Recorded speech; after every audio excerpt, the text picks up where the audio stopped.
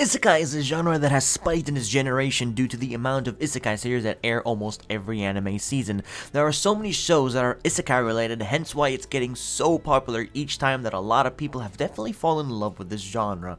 There are indeed a lot of isekai series with such engaging fights and moments within the series that are quite special, and I wanted to share with you all, and this video right here will showcase to you my 10 picks for the most epic isekai fights in anime. If you're all new here, then do subscribe to the channel and help me reach the next milestone together. Without keeping you all waiting, let's get the action started.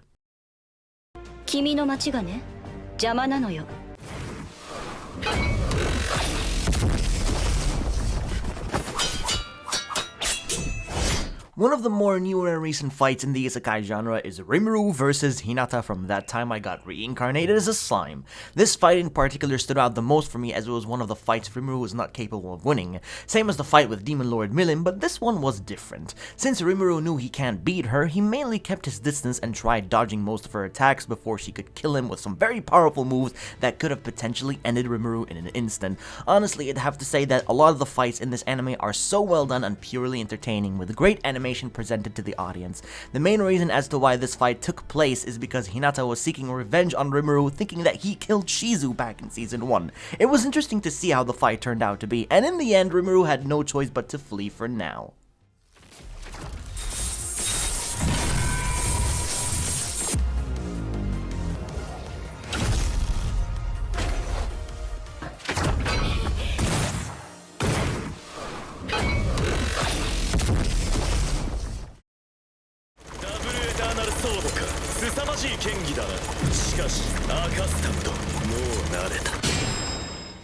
Definitely one of my favorite isekai series and also fights comes in is Saiya versus the War Master from Overly Cautious Hero. The War Master himself turned out to be a bad guy instead of a good one after harming Rista, as Saiya had to go and rescue her from almost getting killed. This was the battle to the death between those two, as the amount of epicness during this fight was definitely something else. How the War Master took a spirit orb to gain tremendous power to match with Saiya's powers. I absolutely loved that part where they went ham on each other, swinging their swords with insane speed that you could barely tell what was going on. Even when Saiya lost his arm in battle, this goes to show he didn't even need 2 arms to face the War Master, as he used 1 arm to deliver the final blow against him. This fight was definitely the highlight of the series, and it felt the most heated one out of the other battles and the most exciting, which is why I added it to this list.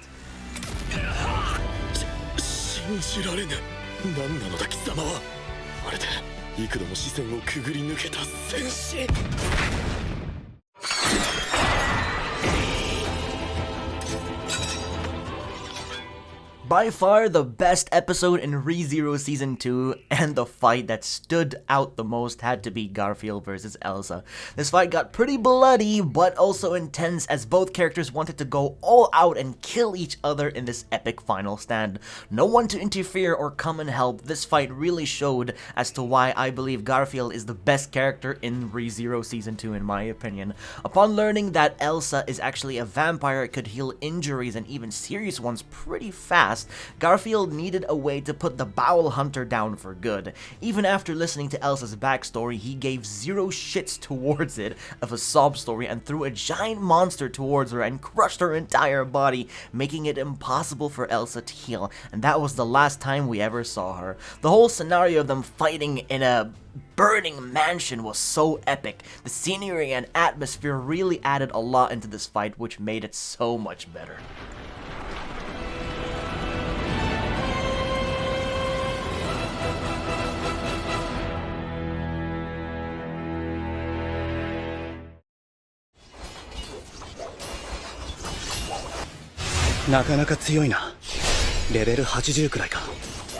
How Not to Summon a Demon Lord is a fan-favorite harem series about a demon lord named Diablo who was summoned to another world. This fight in particular with Edelgard was pretty intense. Even though she barely did any damage towards him with her attacks and her army of fallen, Diablo was mainly flexing at that point, just waiting for her to use her moves, and as he dodges attacks and finally unleashed a powerful magic attack that wiped everyone on the battlefield. Now that is pretty overpowered if you ask me. I mean, he is a demon lord, and usually they are extremely strong beings not to be messed with at all.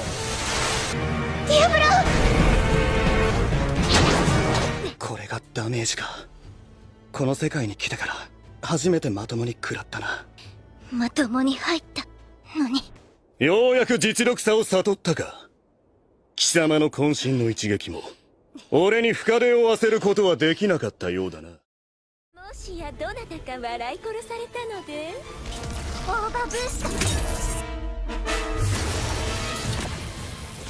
You know, I'm gonna have to give props to Madhouse for bringing out this fight that I didn't expect to happen in No Game No Life. I'm gonna be honest though, seeing Jibril live up to her claims of being a genocidal war machine is kinda awesome in my opinion. However, the ending result of this fight is also pretty saddening to see.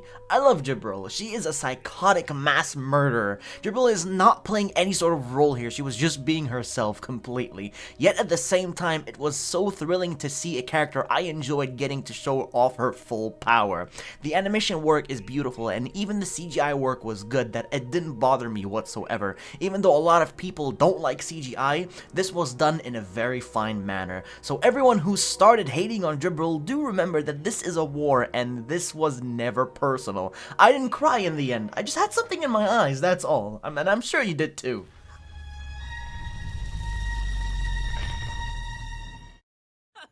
その脆弱な体で何ができる Ah yes, the series that aired nearly 8 years ago and is now confirmed to be getting a second season, which is a dream come true.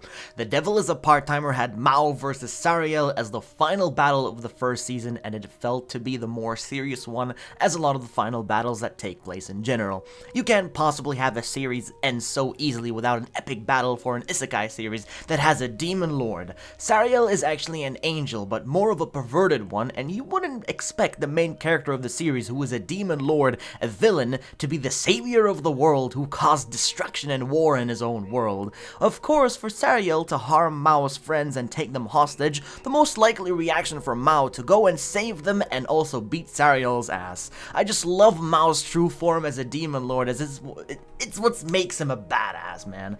With his full power during this final fight. I can't wait for season 2, and I'm sure a lot of you guys are really excited as well.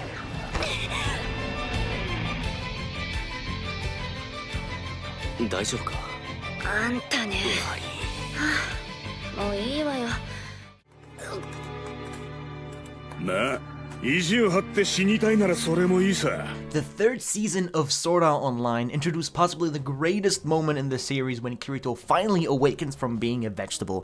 For almost half of the whole third season, Kirito has been on a wheelchair completely dead inside, but this episode right here had the fight between Kirito and Po, who was a former member of the Laughing Coffin, a group of people from Aincrad who used to kill people. Now Po seeks his revenge on Kirito after seeing him for the first time in years from their encounter in Aincrad. Can we also take a moment to talk about the key visuals that were shown in the fight, with Yujiro and Yuki both showing up to boost the morale of our characters to fight Po. The animation was also indeed beautiful, just like Alicization has been so consistent throughout its airtime. I really don't care when people say this anime is bad or trash, because for me, I love Sword Art Online.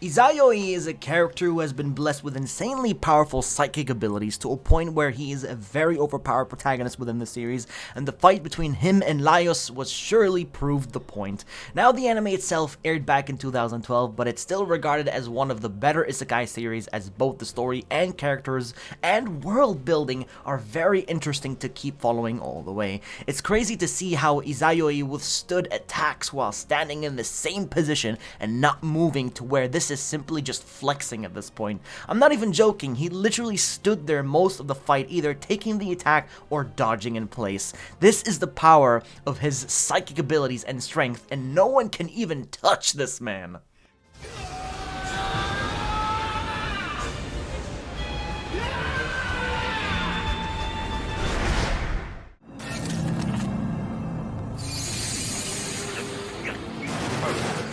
The Rising of the Shield Hero, one of my favorite isekai series, also revealing a second and third season sometime in the future.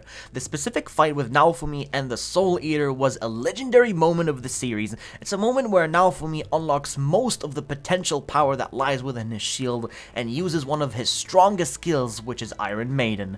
Containing spikes inside the Maiden, it was used to trap the Soul Eater and destroy it inside. None of the other heroes could do anything at all against the Soul Eater, and that said, Naofumi is the weakest hero, but right here proves that he is the strongest hero out of all the other heroes with these powerful shield attacks. It shows that Naofumi has worked hard all this time by improving his skills and dealing with the leftover mess that the other heroes left behind, to show that the shield hero is someone who is capable of helping his team in situations such as this.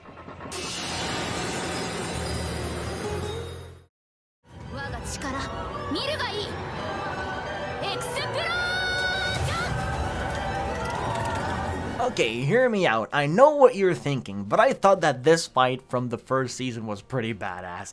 A few fails here and there from the characters, but it's what we expect anyways. But still, it was hilarious to watch and really entertaining.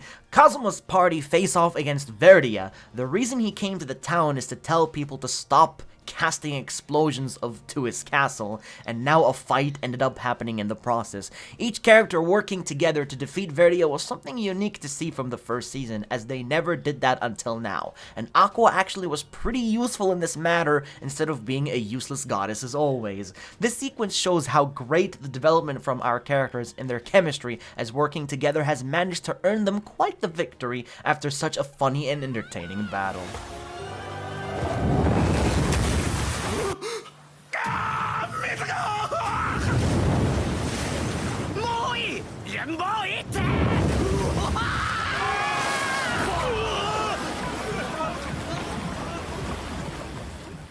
Well guys, it seems that we have reached the end of the video, and I think it's time to wrap it up. I personally love isekai anime, as making this video was very fun, and it's a genre I'm really passionate to talk about and share these 10 moments with you all. So thank you all so much for watching, and if you did enjoy the video, then please drop a like to show your support, and as always, I'll catch you all in the next one.